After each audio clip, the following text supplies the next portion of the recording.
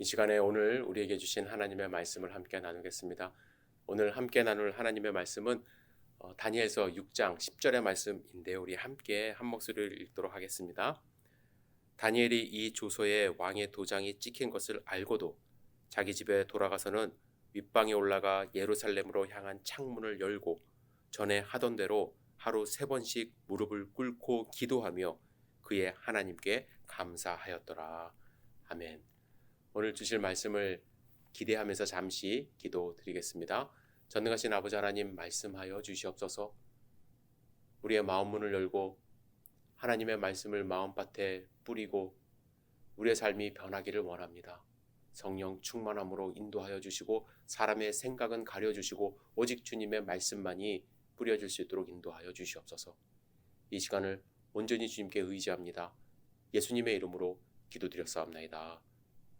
아멘. 여러분들 혹시 구약의 7대 절기를 아십니까?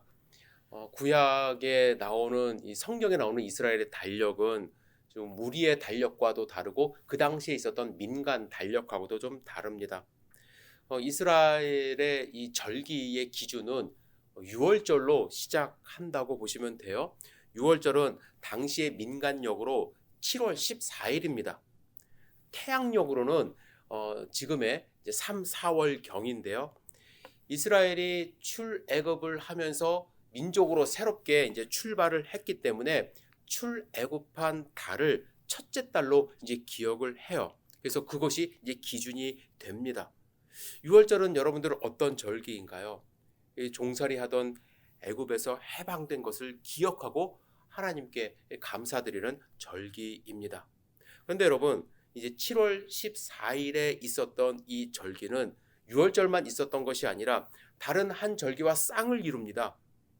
6월절은 하루로 이제 끝나는데 바로 다음 날부터 일주일간 이제 무교절이 시작이 돼요. 무교절은 그들이 받았던 고난을, 애굽 땅에서 받았던 고난을 기억하며 일주일간 누룩을 넣지 않은 빵을 이제 먹으며 지냅니다. 그래서 6월절과 무교절은 한 쌍으로 이루어지는데, 유교절과 무교절은 아까도 말씀드렸듯이 7월 14일, 15일 이렇게 날짜로 계산이 됩니다. 하지만 나중에 가나안 땅에 들어와서 절기 하나가 이제 다시 거기에 붙기 시작을 하는데, 광야에서 살던 때는 농사를 짓지 못했으니까 이 절기가 없었어요. 근데 가나안 땅에 정착하면서 초실절이 거기에 포함이 됩니다. 초실절은 어떤 절기냐면 6월절 지나고 나서 첫 번째 안식일 다음 날이에요. 그러니까 무교절과 이게 같이 그 안에 있었던 절기가 바로 이 초실절인데, 초실절은 보리의 수확을 감사하며 하나님께 이제 감사를 드리던 그러한 절기가 되는 거예요. 즉 7월 14일부터 시작된 6월절은 무교절과 함께 초실절도 같이 지내는, 그래서 상당히 그 7월 달은 풍성하고 또 여러 가지 절기들이 함께 있는 그런 달이 되는 것이죠. 7개라고 제가 말씀을 드렸는데 벌써 3개를 말씀을 드렸어요. 6월절과 함께 연달아 있던 무교절 그리고 초실절까지 여러분들 머릿속에 기억을 해 주시기를 부탁을 드립니다. 그리고 초실절이 있은 후에 안식일을 7번 지낸 다음 날이 절기가 또 있어요. 그것은 바로 7 곱하기 7, 그래서 구약에서는 77절이라고 이야기를 합니다. 이 77절은 어떠한 절기냐면, 초실절은 보리의 수확이라고 제가 말씀을 드렸는데, 이때 약 50일이 지난 후에는 무엇을 또 추수를 하냐면 밀의 초실을, 그러니까 밀을 수확한 그러한 절기입니다. 히브리어 원문에는 밀로 되어 있는데 이 번역 과정에서 즉 보리로 이제 번역을 해서 많은 분들이 맥추절 이렇게 기억을 하기도 하는데, 보리의 그 수확이 아니라 밀의 초실절이 맞습니다. 그리고 여러분들이 아셔야 될 게 77절을 신약에서 헬라어로 번역하는 과정에서 50일에 지키는 절기다. 그래서 이제 오순절 이렇게 기억을 하셔도 될 것 같아요. 77절 혹은 오순절 또는 맥주절 이렇게도 이제 명명이 되는 것이 바로 이 77절입니다. 자, 다시 한번 기억해 보세요. 유월절과 무교절, 초실절은 7월에 다 이제 진행이 됩니다. 그리고 나서 오순절은 50일 정도 지나니까 민간력으로 따지면 약 9월에 진행이 돼요. 그리고 나서 4개월이 지나면 1월이 되는 거예요. 새해를 맞이합니다. 그때 새해 첫날에 어떤 절기가 시작이 되냐면 나팔절을 갖습니다. 나팔절은 나팔을 불면서 새해를 주신 하나님께 감사하는, 찬양하는 그러한 절기예요. 그리고 이 나팔절이 지난 후 약 10일이 되면은 속죄를 갖습니다. 대제사장이 1년에 한 번씩 지성소에 들어가서 하나님께 죄 용서함을 받아요. 그리고 나서 한 해를 하나님의 은혜로 살아가는 그런 것을 기념하는 절기가 바로 이 대속죄일 되는 것입니다. 그리고 나서 5일이 지나면 일주일간 초막절을 갖습니다. 초막절도 원래는 광야 시대에는 없었던 절기인데 가나안 땅에 정착하면서 농경사회가 되어가면서 하나님이 주신 절기라고 생각을 하시면 될 것 같아요. 이 초막절은 나무 열매와 포도의 수확을 축하하는 것입니다. 감사하고 기념하는 거예요. 초실절은 보리였어요. 그리고 칠칠절은 밀이었습니다. 그리고 초막절은 나무의 열매와 포도의 수확입니다. 그런데 이때 아주 특별한 일을 했습니다. 고대에는요, 가을 열매를 도둑질하는 이제 도둑놈들이 많았기 때문에 이것을 지키는 것이 상당히 큰 일이었다고 합니다. 그래서 이스라엘 농부들은 들판에 임시 원두막을 아예 지어놓고 일주일간 거기서 살았다고 해요. 그런데 이 모습을 보니까 마치 광야에서 천막을 짓고 살았던 조상들을 상기시켜 준다라는 거예요. 그래서 초막절은 추수로 인해 풍성함을 주신 하나님께 찬양하고 감사를 드릴 뿐만 아니라 광야 시절을 기억하고 그 의미를 연구하기 위하여 이스라엘 주변에 수많은 초막들을 지어놓고 자녀와 함께 그 초막 안에서 일주일을 지내며 절기를 지내는 것으로 이제 정착이 된 것입니다. 그래서 초막절이 상당히 큰 절기예요. 다시 한번 이 7대 절기를 정리해 볼게요. 이스라엘은 민간력으로 7월에 출애굽을 해요. 7월에는 세 가지 절기가 있다고 말씀을 드렸죠. 유월절, 무교절, 그리고 초실절이 연달아 나옵니다. 그리고 6개월이 지나면 새해가 됩니다. 1월 새해가 되면 나팔절로 새해를 알리고요. 대속죄일이 있고 그 다음에 초막절로 일주일을 지내요. 1월에 세 가지, 7월에 세 가지가 있습니다. 그리고 가운데 뭐가 있어요? 오순절이 있습니다. 여러분 이렇게 외우시면은 7대 절기 절대로 잊지 않으시겠죠? 자, 제가 이렇게 7대 절기를 간략하게 성역 공부처럼 설명을 드렸는데 이 7대 절기의 여러분들 특징을 발견할 수 있는지 모르겠어요. 농사와 관련된 절기가 이제 세 가지가 있습니다. 초실절, 그리고 칠칠절, 초막절. 출애굽과 관련된 절기가 두 가지가 있죠. 유월절과 무교절. 새해를 맞이하는 절기 나팔절. 그리고 죄를 속함 받는 절기 대속죄일이 있습니다. 이렇게 다양한 절기의 배경이 있지만 이 7대 절기를 관통하는 중요한 키워드가 하나 있습니다. 무엇일까요? 감사입니다. 감사. 하나님은 그들이 출애굽을 감사하며 유월절과 무교절을 지내게 하셨어요. 그리고 무교절을 지내는 과정 속에서 첫 수확을 얻게 하신 것을 감사하며 초실절을 드립니다. 50일이 지난 후 밀의 초실을 감사하며 칠칠절을 드리고 새해를 주신 것을 감사하며 나팔절을, 죄를 사하여 주신 것을 감사하며 속죄일을, 그리고 열매를 얻게 하신 것을 감사하며 초막절을 지내요. 하나님은요, 하나님의 백성들이 1년 365일을 지내면서 죄 용서, 구원, 먹을 것 주심에 대해서, 인도해 주심에 대해서 온 백성이 감사하는 마음으로 훈련되고 감사하는 마음을 표현하며 살기를 원하신 거예요. 그런데 여러분, 이 절기들이 풍년에만 지켜지는 절기일까요? 절기라는 것은요, 조건이 어떻게 되든 간에 반드시 지켜야 하는 것입니다. 왜냐하면 하나님은 이 절기를 통해서 우리가 살아가는 것 자체가 하나님의 은혜이고 하나님의 돌보심이라는 것을 잊지 않게 하기를 원하셨어요. 작년에는 쌀 100섬을 얻었으니까 초막절을 지켰고 올해는 50섬밖에 얻지 못했으니까 지킬 필요가 없다고 하신 것이 아니에요. 하나님은 우리의 삶이 조건에 상관없이 감사가 충만하기를 원했던 것입니다. 매일이 감사여야 하겠지만 그래도 이 특별한 날만큼은 모든 민족이 절기로 모이며 감사함으로써 그 이유를 분명히 알고 이 절기를 지키는 이유와 목적을 자손들에게 전해주기 위하여 절기를 제정하신 거예요. 그런데 이렇게 감사하는 삶, 절기를 지키는 삶, 이것이 말처럼 쉽지가 않습니다. 훈련을 제대로 하고 자자손손 이것을 지키는 것을 몸에 배어 있질 않으면요, 절기를 지키며 하나님께 감사하는 것이 쉽지가 않더라고요. 성경에 보면 이 절기가 끊어진 시기가 있었습니다. 참 절기 끊어지는 것도 어려운 일인데 성경에 역사적으로 보면 그런 시기가 있었어요. 여러분, 이 절기가 끊어지는 게 쉽지 않다는 이야기가 어떤 이야기냐면, 여러분 우리나라에서요, 구정, 설날이라고 얘기하지 않습니까? 구정을 없애려고 하는 그러한 시도가 계속해서 있었거든요. 일제시대에 본격적으로 있었는데 친일파 이완용이 왕 순종에게 가서 국가는 이미 태양력을 준수하고 있으니까 음력을 없애야 된다, 이렇게 제안을 한 거예요. 순종을 이를 허락했어요. 그래서 신정 때는 10일가량 학교에 방학을 주고요, 직장인들 쉬게 해주었습니다. 하지만 구정 때는 조업을 강행했고요, 학생들이 학교에 빠지지 못하게 시험도 막 봤다고 해요. 그러면서 이제 구정을 백성들의 머릿속에서 없애려고 노력을 한 것이죠. 하지만 국민들은 이 구정을 선호했던 거예요. 역사적으로 보면 해방이 되어서도 이 설날은 제대로 된 대접을 받지 못했습니다. 제가 어릴 때만 해도요, 많이 헷갈렸어요.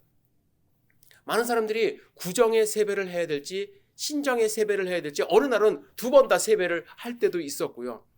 어떤 가정은 신정을 센다고 해서 구정은 아예 신경도 안 썼고, 어떤 가정은 신정을 그래서 좀 헷갈렸는데, 다행히 1989년에 법으로 제정이 되면서 설날이 정식 명절이 된 거예요.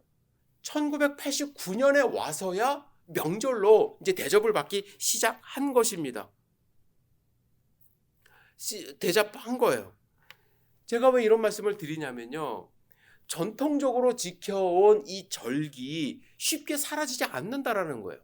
국민들의 마음 가운데 남아 있다라는 거예요. 그래서 결국에는 제정이 돼서 지금은 신정 1월 1일보다는 설날 명절 훨씬 더 전 국민의 명절로 지키지 않습니까?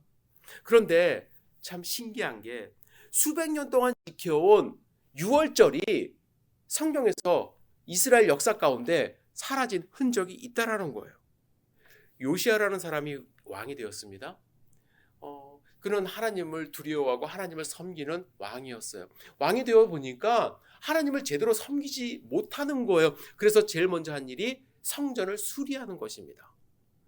성전을 그동안에 방치했기 때문에, 특별히 그의 할아버지 왕 므낫세가 55년간 통치를 하면서 완전히 하나님으로부터 멀어진 삶을 살게 되었거든요. 그래서 성전 수리부터 하는 거예요. 그때 율법책을 발견합니다.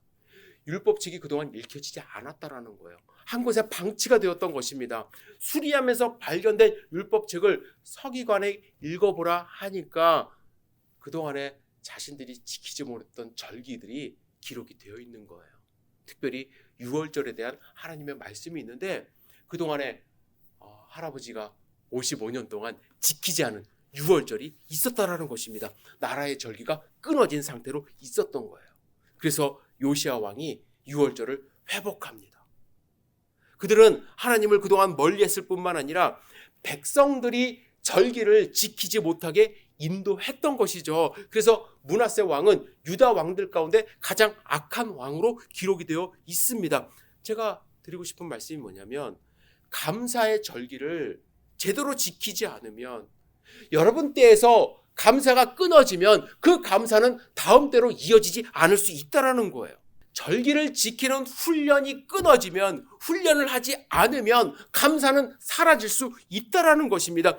그래서 하나님은 7가지 절기를 주시며 하나님들 백성들 가운데 이 감사가 사라지지 않기를 원하신 것입니다.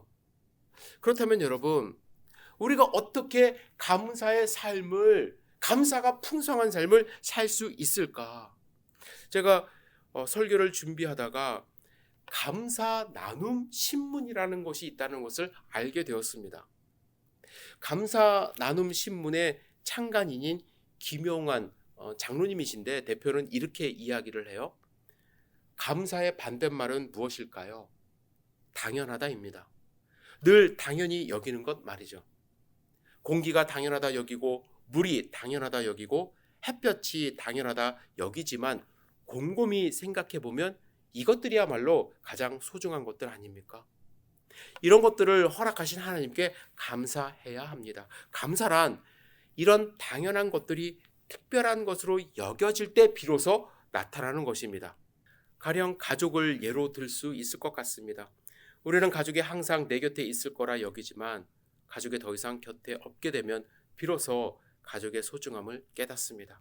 그러니 당연하다고 생각했던 것들을 되돌아보고 그렇게 당연히 받아왔던 것들에 대해 특별하게 느끼고 고마움을 표현하는 것이 바로 감사인 것입니다. 당연하지 않게 생각하는 것이 감사의 시작이라고 이야기를 합니다. 여러분, 김용환 대표가 처음부터 감사하고 감사를 나누는 삶을 살았을까요? 그가 감사하며 감사를 나누게 된 배경이 있습니다. 지금은 세상을 떠나고 없지만 김 대표에게는 둘째 아들이 있었는데요.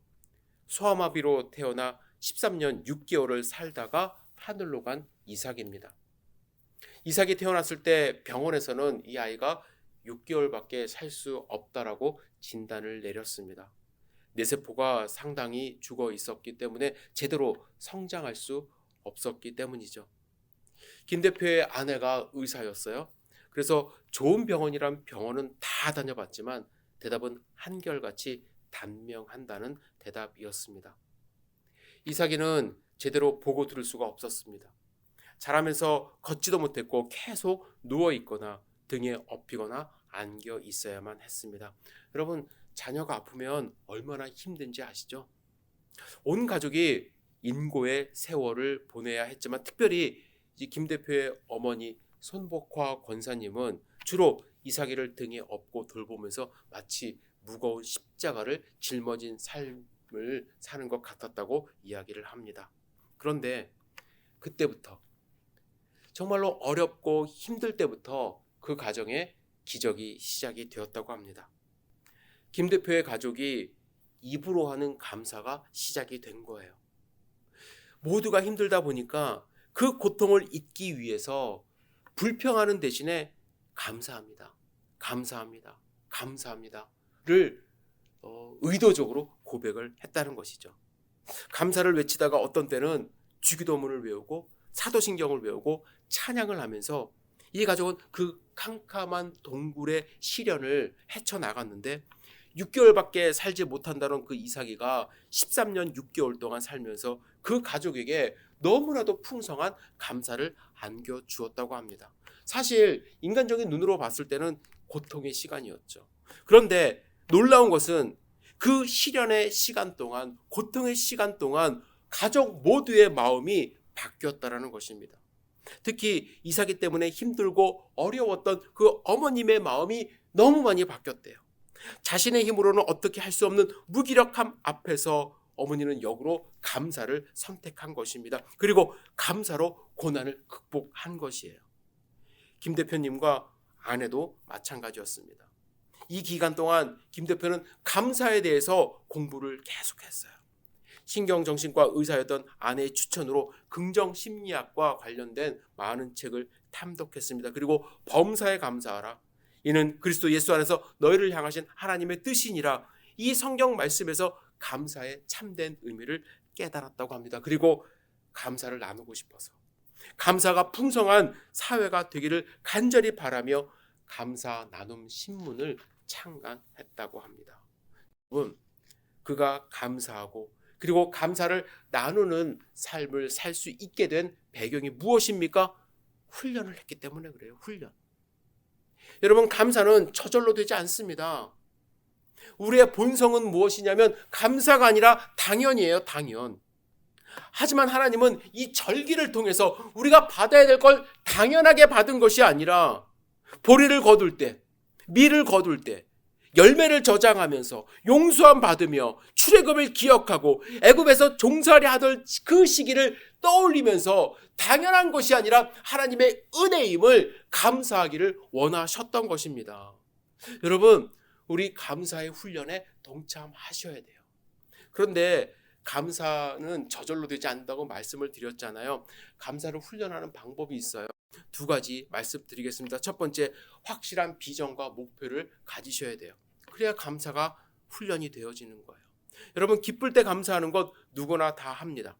하지만 고통 가운데서도 힘든 상황에서도 감사할 수 있기 위해서는, 감사의 훈련에 동참할 수 있기 위해서는 고통 속에서 역사하시는 하나님의 비전을 볼 수 있어야 돼요. 고통 이후에 쟁취하는 삶의 목표가 분명해야 감사할 수 있는 의지를 끄집어낼 수 있다라는 거예요.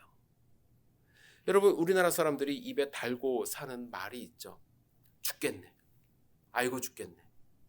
힘들어 죽겠네. 더워 죽겠네. 추워 죽겠네. 좋아 죽겠네. 배불러 죽겠네. 이 말, 이 습관 가운데는 어떤 비전과 삶의 목표가 있을까요? 사실은 그냥 죽기 싫은 거예요.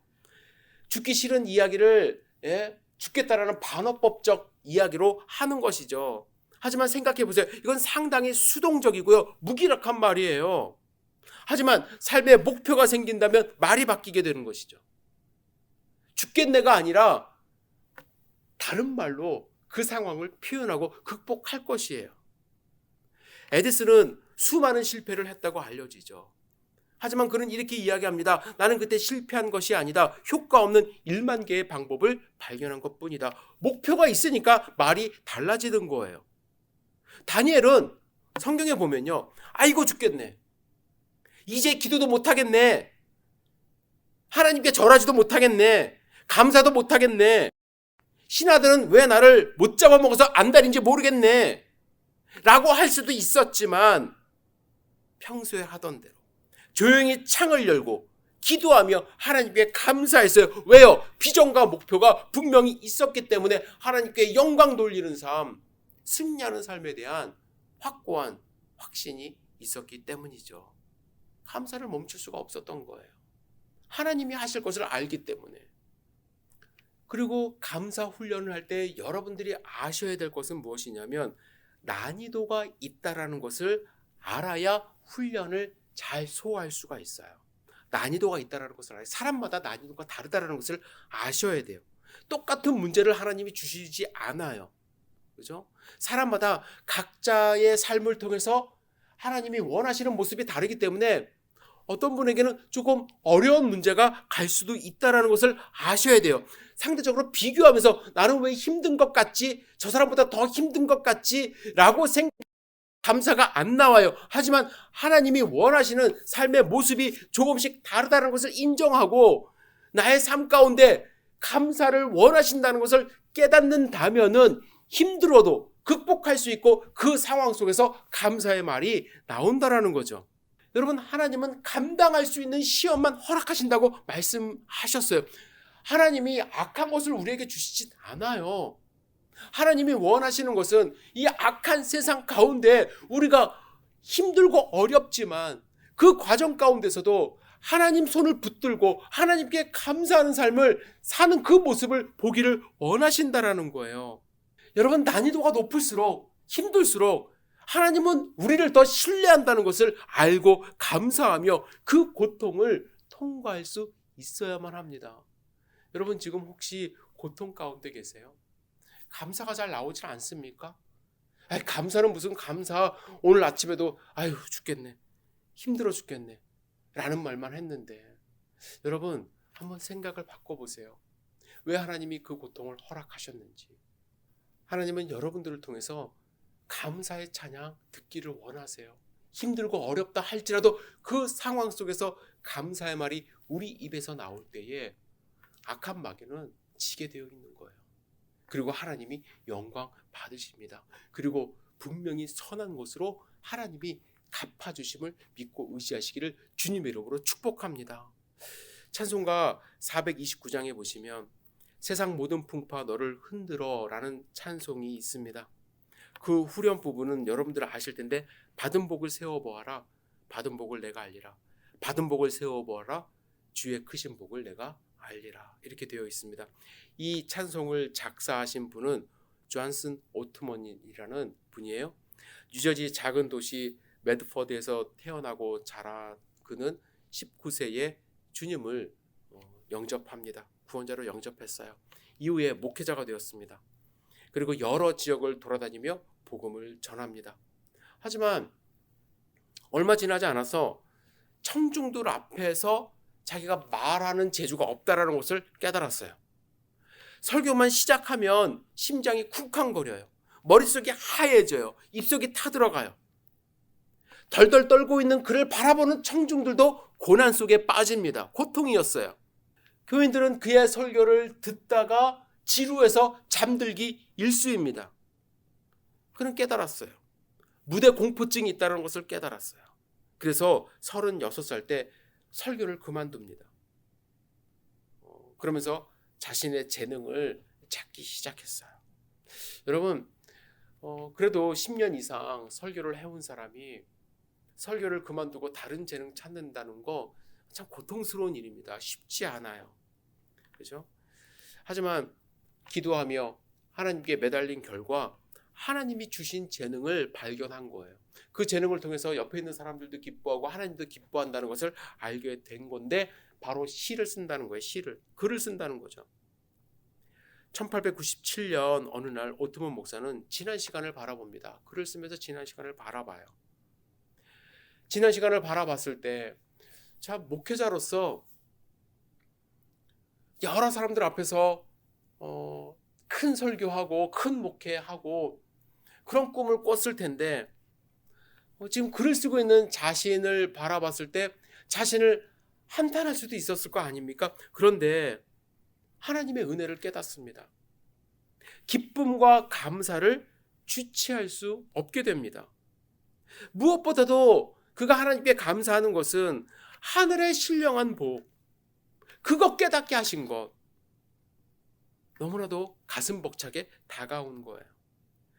영원한 지옥에 있어야 할 마땅한 죄인이 구원받고 약한 자를 강하게 하시며 근심과 걱정이 짓누를 때 평안을 주시는 하나님의 은혜에 너무나도 기쁘고 감사한 마음이 마음속에서 솟구쳐 나왔어요.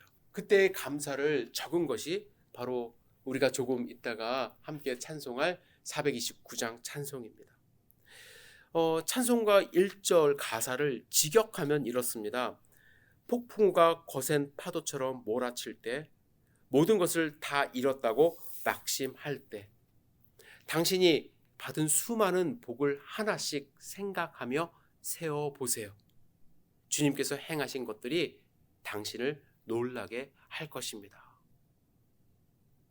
여러분, 때로는 우리가 눈앞에 나타나는 현상들 때문에 하나님께 감사하지 못하는 경우가 많이 있습니다. 제가 그래요. 그런데 사실 뒤돌아보면 주위를 보면은 감사할 기도의 제목이 참 많은데도 불구하고 그 생각을 하지 못하게 하는 수많은 유혹이 있습니다. 여러분들 이 찬송 부르시면서 그동안에 하나님이 우리를 지켜주신 것, 하나님이 우리에게 행하신 것들을 헤아리면서 하나님께 감사할 수 있기를 주님의 이름으로 축복합니다. 누군가가 이런 말을 했어요. 여러분이 한 권의 성경을 가지고 있다면 감사하라. 현재 세계 인구의 3분의 1이 성경을 접하지 못했다. 여러분이 글을 읽을 수 있다면 감사하라. 전 세계의 10억 인구가 글을 모른다. 여러분이 아침에 깨어날 수 있으면 감사하라. 매주 100만 명 이상이 죽어가고 있다. 여러분이 감금당하고 고문당하고 굶주림 당한 경험이 없다면 감사하라. 여러분은 지구상의 5억의 인구보다 복을 받았기 때문이다. 여러분이 냉장고에 음식이 있고 잠자리가 있고 주머니에 20불이 있다면 감사하라. 여러분은 전 세계 인구의 75%보다 부자이기 때문이다. 감사할 조건이 없어서 감사를 못하는 것이 아닙니다. 감사의 마음이 없기 때문에 감사하지 못하는 것입니다.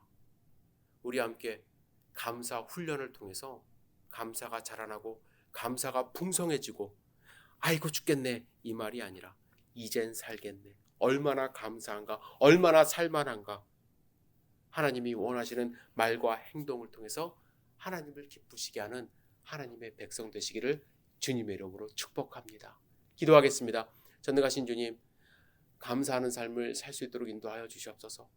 하나님이 이스라엘 백성을 통해서 절기를 주시며 감사 훈련을 시키셨듯이 우리도 이 추수감사절을 통해서 우리의 감사가 더 풍성히 넘칠 수 있도록 인도하여 주시옵소서. 주님이 주시는 감사의 제목들을 우리가 찾으며 하나님 앞에 감사하는 삶을 살 수 있도록 인도하여 주시고 이 감사를 통해서 우리의 삶이 더 풍성해지도록 인도하여 주시옵소서.